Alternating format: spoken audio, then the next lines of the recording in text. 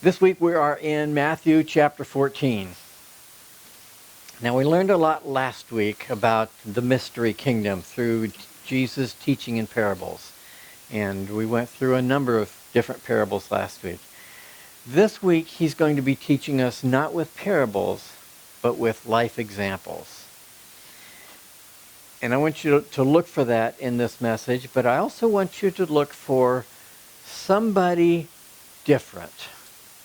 Somebody who exhibits the love of God in a way that nobody else is. And I don't mean Jesus, I mean somebody other than him.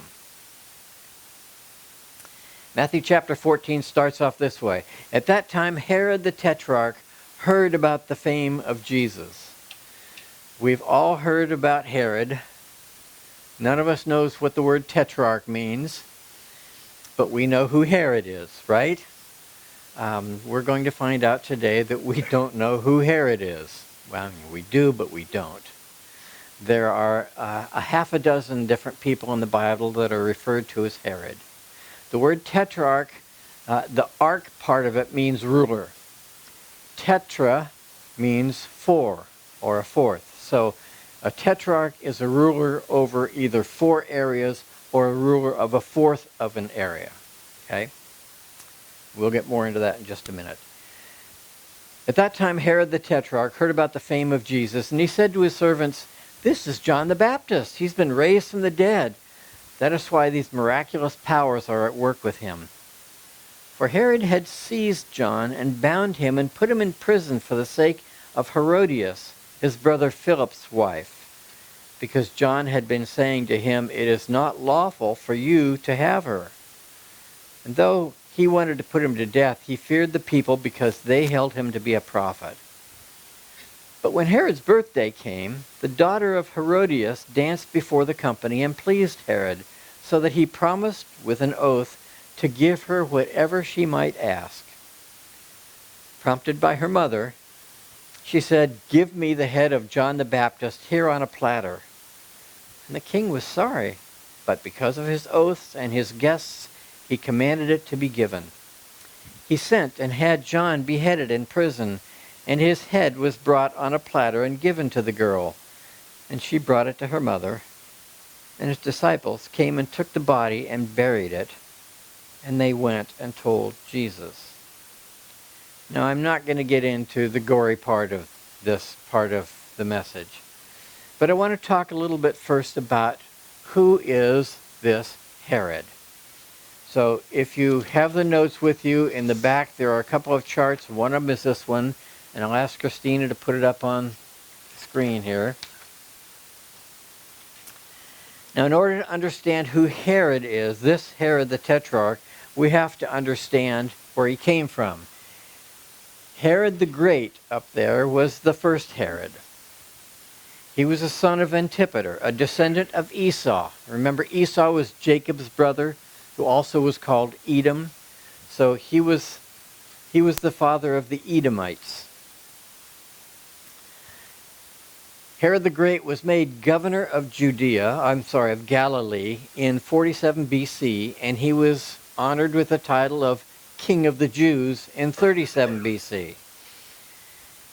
This is the Herod the Great, that received the Magi and sent them to Bethlehem. He is the one who also killed all the young boys 2 years of age and under because he wanted to get rid of any competition for his kingdom. This Herod had somewhere between 8 and 10 wives. And just to make things a little bit more confusing, 2 of his wives were named Mariamne. So we have Mariamne the first and Mariamne the second. Now, I can't imagine the confusion just of having more than one wife, but to have 8 of them and have 2 of them by the same name, I'm sure he got in trouble all of the time. He had a number of sons. The 4 sons that we're going to look at here are probably the most noteworthy. And I'm going to start from the right there in the green squares. Philip the Tetrarch. He was married to Salome. And Salome was his brother's granddaughter. It was his grandniece that he was married to. She was the daughter of Herodias. She's the one that danced, and we'll talk about in just a minute. The second one is Herod Philip. He was the first husband of Herodias. He was the legal husband of Herodias. He was the father of Salome. Herodias was his niece that he married. So you can see these Herods just didn't care anything about family ties. They just got together whoever they wanted. The third is Herod Archelaus. Now he was ethnarch. And again, arch means ruler. Eth, from which we get our word ethnic, means a group of people who are all have the same predecessors. Okay? So he was ethnarch over Judea, that means all the Judeans, over Samaria, that means all the Samaritans, and over Idumea. He was eventually replaced by Pontius Pilate. We know that name. Okay? So that's the first three. The fourth one is Herod Antipas. He's the one we're going to be talking about today. He was also called Herod the Tetrarch. He was ruler over Galilee and Perea. And he divorced his first wife. Actually, his second wife chased his first wife away. But he divorced his first wife and then eloped with Philip's wife. So he and Philip, I guess you could say, were husbands-in-law. And it was this Herodias whose daughter did the dancing. Okay? So you can see things are pretty incestuous there. Now, this Herod Antipas despised John the Baptist because John condemned him for marrying his brother's wife. He was a vicious person, and he had no qualms about getting rid of anybody he thought might be a contender for his kingdom. In fact, he killed one of his wives. He had two of his own sons murdered because they were a threat to him as king. He wanted to kill John the Baptist, but he knew that the people considered him a prophet. So he was afraid of an uprising from the people, so he didn't kill him. Instead, he imprisoned him in a fortress on the eastern side of the Dead Sea in the very desolate area over there. Herodias, however, his eloped wife, the wife of Philip, hated John the Baptist even more, and she's the one that orchestrated his beheading by having her daughter please her new husband and then ask for John the Baptist's head when he offered anything she wanted. So those are the Herods. So next time you read through your New Testament and you read about Herod, you might want to pull out this chart and find out which one is being talked about. Verse 13, now when Jesus heard this, that is when he heard that John the Baptist had been beheaded, he withdrew from there in a boat to a desolate place by himself. And actually, he wasn't by himself. He had his disciples with him. When he went ashore, he saw a great crowd, and he had compassion on them and healed their sick. Now when it was evening, the disciples came to him and said, this is a desolate place, and the day is now over. Send the crowds away to go into the villages and buy food for themselves. But Jesus said, they need not go away. You give them what they need to eat. They said to him, we have only 5 loaves here and 2 fish. And he said, bring them here to me. Then he ordered the crowds to sit down on the grass, and taking the 5 loaves and the 2 fish, he looked up to heaven, said a blessing. Then he broke the loaves and gave them to the disciples, and the disciples gave them to the crowds. And they all ate and were satisfied, and they took up 12 baskets full of the broken pieces left over. And those who ate were about 5,000 men and women, 5,000 men, besides women and children. Now, first of all, let me say something about the loaves. When we get some bread for dinner, we don't think of breaking the loaf. We think of taking a slice. But a loaf of bread then was more like our cracker today, and it was typically a cracker about this big. So when they went to divide it, of course, they broke it. So that's what the Bible refers to when it talks about breaking bread.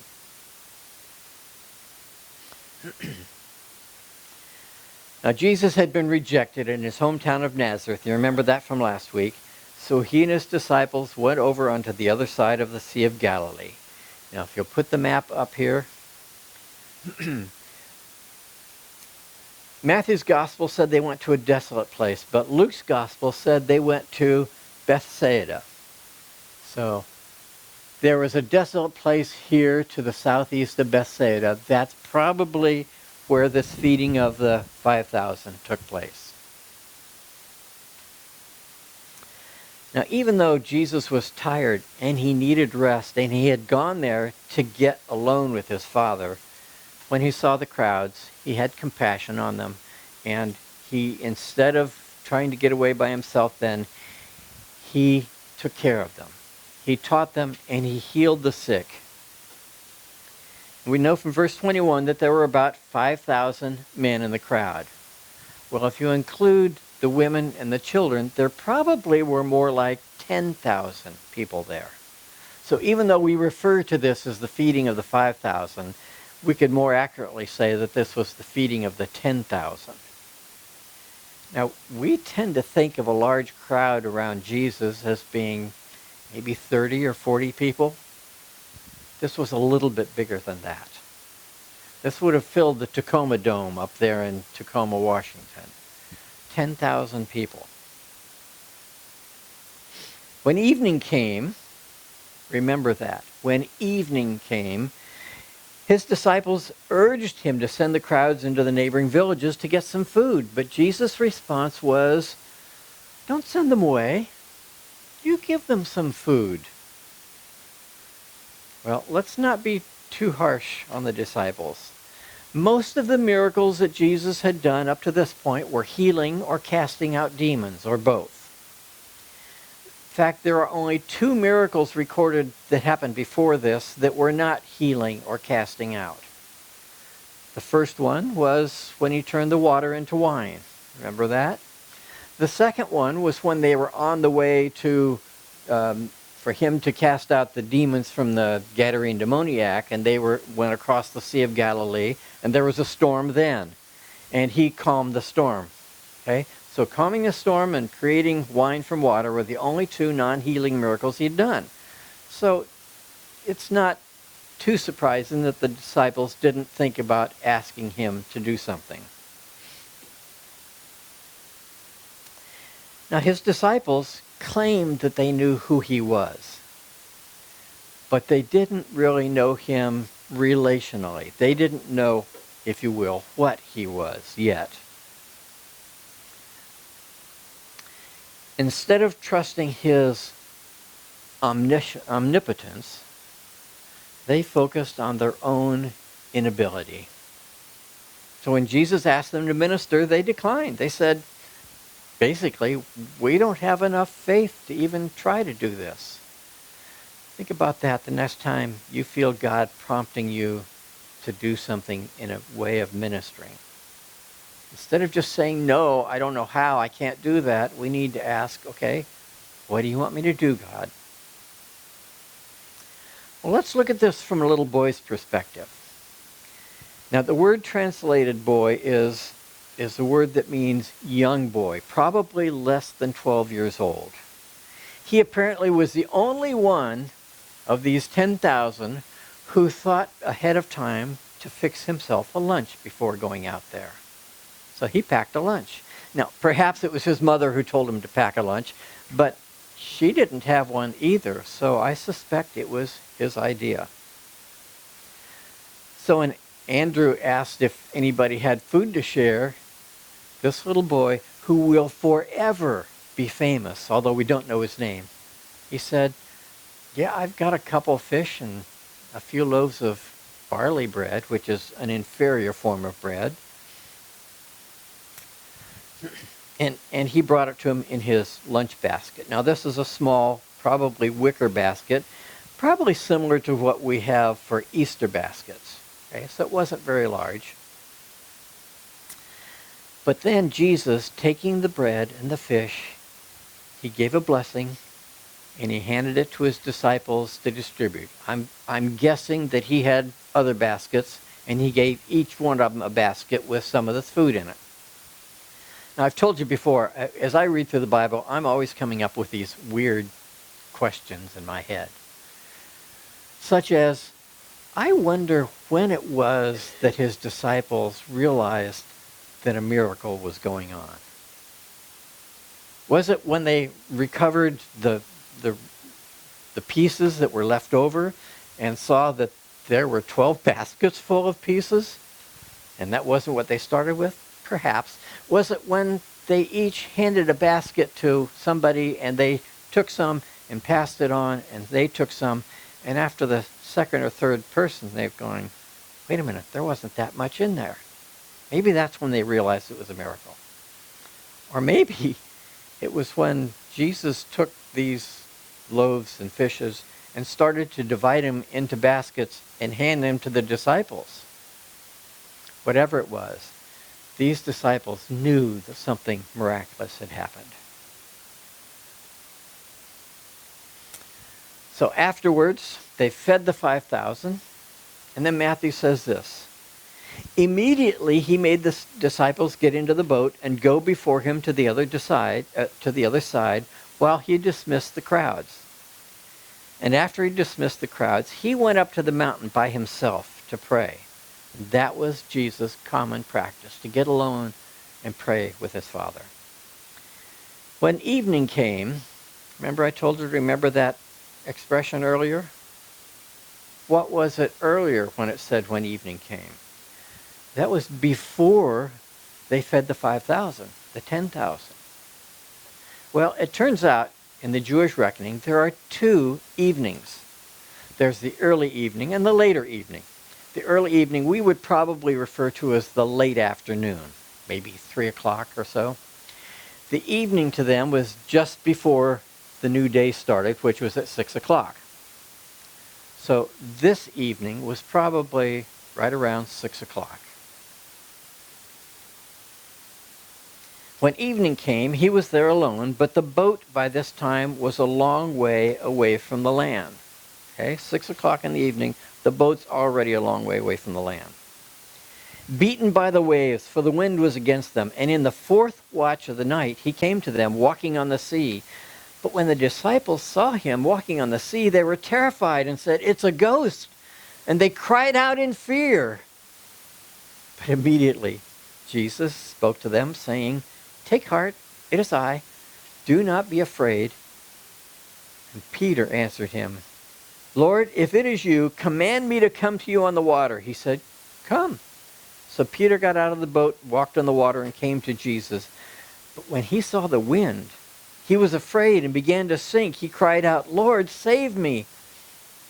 Jesus immediately reached out his hand and took hold of him, saying to him, "O you of little faith, why did you doubt?" And when he got into the boat, the wind ceased, and those in the boat worshipped him, saying, "Truly, you are the Son of God." Now while the disciples were in the boat, trying to get to Capernaum, and they were struggling because of the wind and the waves, Jesus went to their rescue.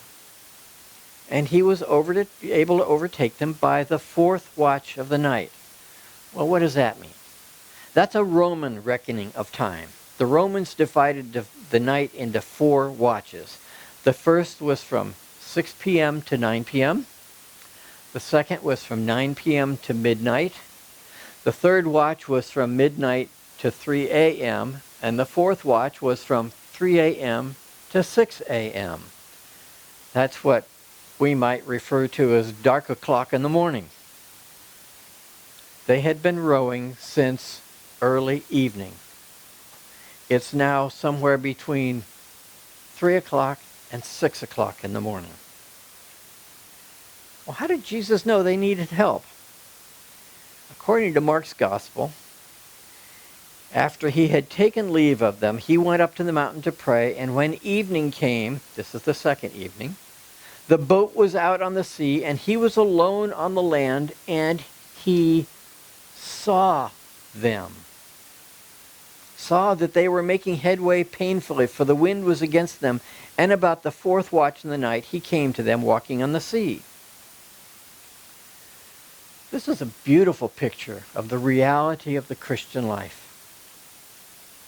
While we're here on the earth, struggling with sin and the trials of life, Jesus sees us.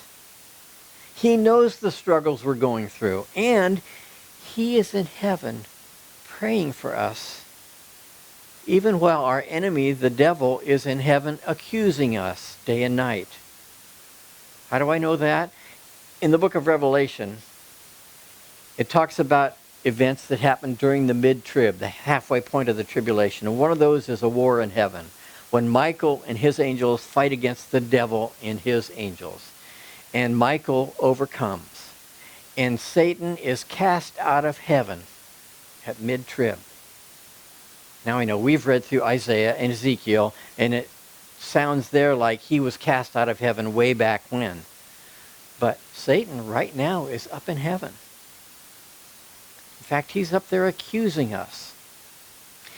In God's courtroom, Satan is the prosecutor. Not only is he accusing us, he's demanding the death penalty, because that's the penalty for sin. But Jesus is our defense attorney. In Hebrews 7:25 it says, "Consequently, he is able to save to the uttermost those who draw near God through him, since he always lives to make intercession for us." And intercession simply means speaking on our behalf or praying for us. Then in 1 John, he says, "My little children, I'm writing these things to you so that you may not sin. But if anyone does sin, we have an advocate with the Father, Jesus Christ the righteous." Now the word advocate means defense attorney, basically. Jesus is always aware of what we're going through. In our times of difficulty, we simply need to reach out to him. And if we feel like he's not paying attention, remember what we said 2 weeks ago? John 9:13. We know that God does not listen to sinners, but if anyone is a worshiper of God and does his will, God listens to him. Now, meanwhile, back to the storm. While the disciples are struggling against the wind, they saw Jesus coming. But having never seen anybody walking on the water before, they thought they were seeing a ghost. Keep in mind that at least 4 of his disciples, Andrew, Peter, James, and John, were experienced fishermen. They had fished the Sea of Galilee many times, and they knew about these windstorms that came up suddenly and that they became very fierce. But I don't think any of the disciples, in fact, I think I can say for sure, none of the disciples were experienced in seeing people walking across the surface of the water in the middle of a windstorm. As a result, Jesus called out to them, "Have courage." That's the word tharseo in Greek. It's an expression that Jesus said frequently, tharsaite, which means be comforted, be of courage, relax, chill, babe. And Peter recognized his voice. So immediately he said, "Jesus, command me to come to you so I can walk on the water too." Now this is good old impetuous Peter. Remember when he and John heard that the tomb was empty, he ran right on ahead of John. Okay? I'm sorry, John ran on ahead of him. And John got there and stood and looked in the tomb and wouldn't go in, not Peter. As soon as Peter got in there, he was right in, right away. This was that same Peter. So Jesus told him to come, so being the impetuous person he is, and not thinking about what he was about to do, he immediately got out of the boat and started walking to Jesus in the middle of a fierce windstorm with the waves splashing up. suddenly he realized that he was in the middle of a storm and that there were waves, and he began to sink. Remember this: fear is the enemy of faith. And because he was afraid, he began to sink, and we don't know how far away Jesus was from him at that point, but it says Jesus reached out and put him in the boat. Well, I don't think Jesus was standing next to the boat, so somehow, miraculously, he reached out and saved Peter and put him in the boat. And what happened? Immediately, the wind ceased. That's the second time Jesus has made the wind cease. And when they'd crossed over, they came to the land of Gennesaret. And you see that's here. Now, initially, they were going to Capernaum, which is about 6 miles from Bethsaida, but they end up going on to Gennesaret.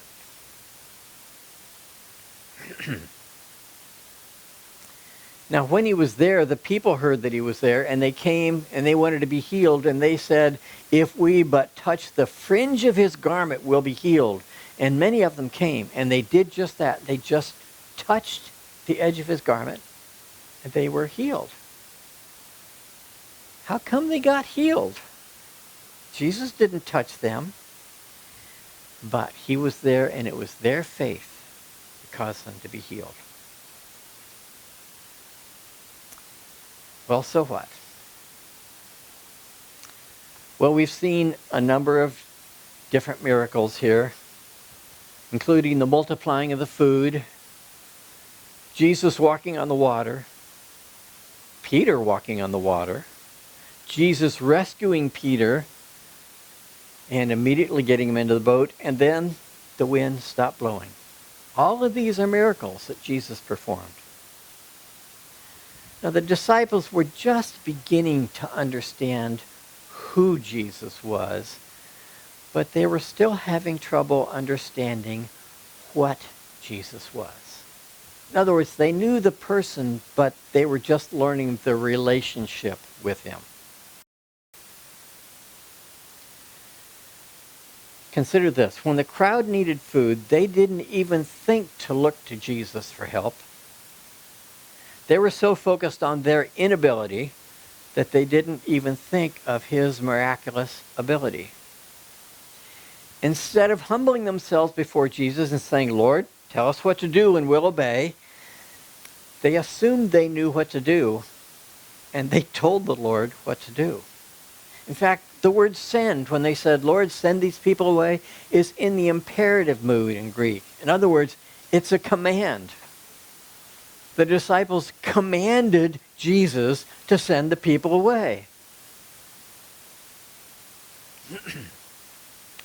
Are we really any different than the disciples? When we get into difficult situations, we tend to tell Jesus what to do for us, don't we? We know he's our Savior, but we want him to be our servant, doing our will.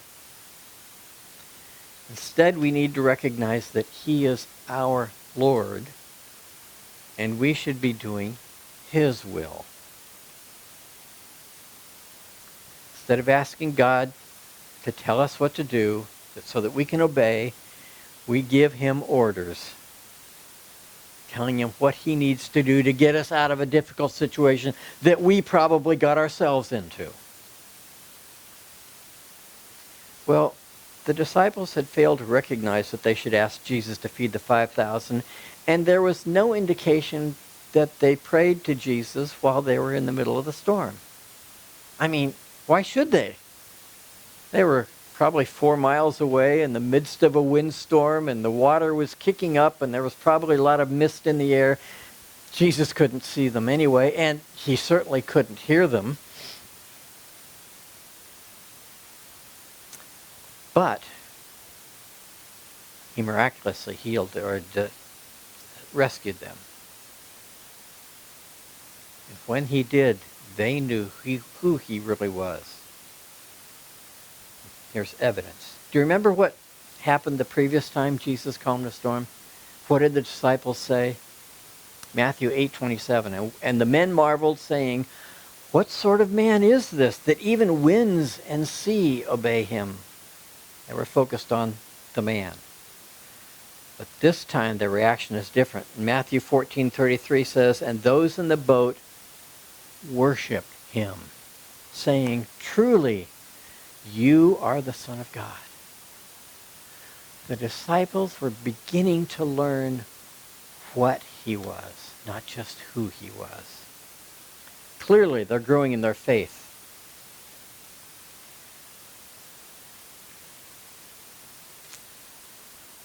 Some people say that Christian faith is believing in spite of the evidence. But I submit to you that there's a better definition of faith, and that is obeying in spite of the apparent consequences. Let me say that again. Faith is not just believing in spite of the evidence. Faith is obeying in spite of the consequences. Where is your faith today?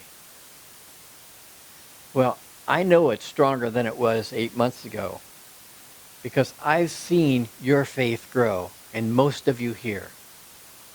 When we started out this adventure together, you were willing to learn, but you weren't yearning to learn. And previously, you were satisfied with your relationship with God, weren't you? But now you're not, are you? You want your relationship to grow. You want to know him better. You want to hear God speaking to you, and you want to obey. Isn't that true?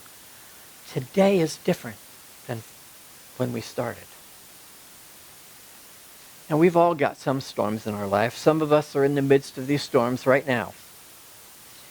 But instead of giving up and cowering in fear, we can face them head on, knowing that God is walking by our side. Remember, he said, "I will never leave you nor forsake you." And when we look back and only see one set of footprints in the pathway, we know that it was during those difficult times that he was carrying us on his back. I know most of you are familiar with the poem Footprints in the Sand, but I want to read it to you. "One night I dreamed a dream. As I was walking down along the beach with my Lord, across the dark sky flashed scenes from my life. For each scene, I noticed 2 sets of footprints in the sand, one belonging to me and one to my Lord. After the last scene of my life flashed before me, I looked back at the footprints in the sand. I noticed that at many times along the path of my life, especially at the very lowest and saddest times, there was only one set of footprints. This really troubled me, so I asked the Lord about it. Lord, you said once I decided to follow you, you'd walk with me all the way. But I noticed that during the saddest and most troublesome times of my life, there was only one set of footprints. I don't understand why, when I needed you the most, you would leave me." He whispered, "My precious child, I love you and will never leave you. Never, ever during your trials and testings. When you saw only one set of footprints, it was then that I carried you." Let me give you one final word of encouragement. Remember I quoted earlier from 1 John? He said, "My little children, I am writing these things to you so that you may not sin. But if anyone does sin, we have an advocate with the Father, Jesus Christ the righteous." This word advocate is the Greek word parakletos. It's sometimes translated comforter or encourager. But the Greeks used this word to describe a legal advisor who speaks on behalf of the accused person. It means a defense attorney. In John's Gospel, Jesus said, "If you love me, you'll keep my commandments, and I will ask the Father, and he will give you another helper to be with you forever." That word helper is again parakletos. God said, "I'm going to give you another defense attorney." And when we are so deep in distress that we don't even know how to pray, we're told this in Romans. Likewise, the Spirit also helps in our weakness. For we do not know what we should pray for as we ought. But the Spirit himself makes intercession for us with groanings that can't be uttered. Yes, in this life we have trials and temptations, and we sin. But be encouraged that when we mess up and we're accused by our enemy, we have the world's best defense attorney. And when we're so low we don't know what to do, we have the world's best prayer partner. And they're both pleading our case before the judge.